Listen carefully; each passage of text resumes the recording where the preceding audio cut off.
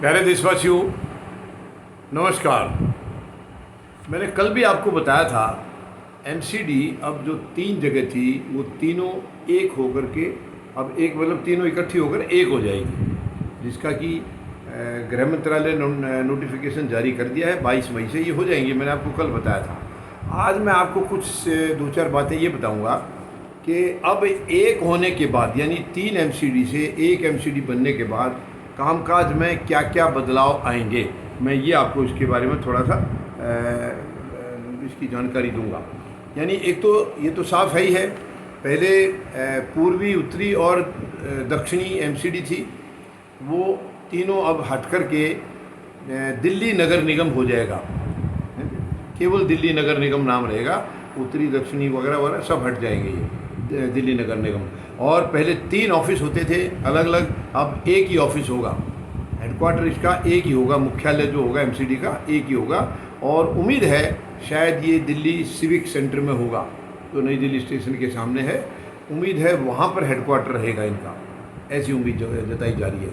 इसके अलावा और क्या क्या इसमें बदलाव आएंगे, यानी नाम हो गया है मेयर एक ही होगा, अभी स्टैंडिंग कमेटी एक ही होगी। अभी तक ये तीनों में अलग अलग होती थी।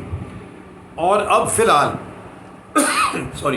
फिलहाल जब तक चुनाव नहीं होंगे तब तक अब कोई मेयर नहीं होगा, कोई पार्षद नहीं होंगे, सबका कार्यकाल ख़त्म हो गया है और ये सब हट जाएंगे। अभी सब हट जाएंगे, केवल प्रशासक रहेगा चुनाव होने तक। उसके बाद चुनाव के बाद पूरी नगर निगम की जो व्यवस्था है वो कंप्लीट चुनाव के बाद वो स्थापित हो जाएगी। इसके अलावा इसमें और जो फ़र्क आएगा वो है पार्षद अभी 272 थे, अब जो एक नगर निगम बन जाएगी उसमें पार्षद की मैक्सिमम संख्या 250 है। 250 से ज़्यादा नहीं होंगे, कम हो सकते हैं।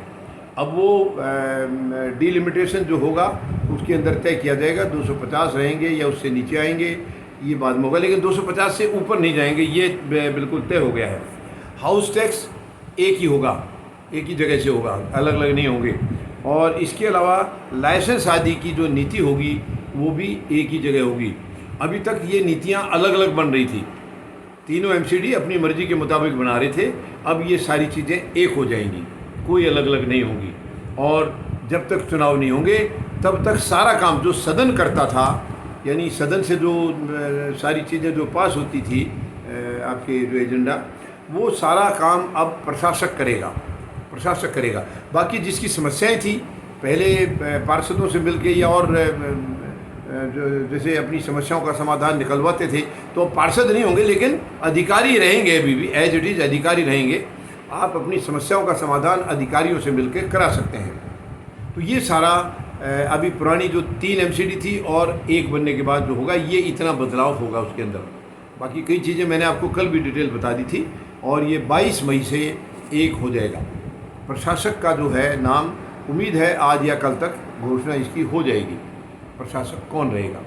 और वो तब तक अपने इस पर कार्यरत रहेंगे जब तक चुनाव नहीं हो जाते। चुनाव के बाद फिर वही सारा पुराना सिस्टम जैसे जो तीनों में था वो अब एक में हो जाएगा, या पहले 2012 से पहले जो एक ही थी हमारी, वही उसी तरीके से ये फिर से वापस स्थापित हो जाएगा।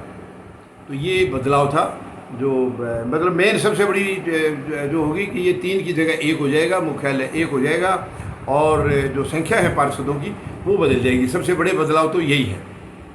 उम्मीद है आप सब चीज़ें आपने नोट कर ली होंगी और इसके हिसाब से आप अपने कामकाज करा सकते हैं।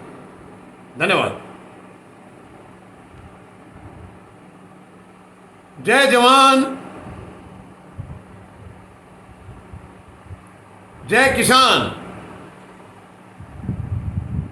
जय हिंद।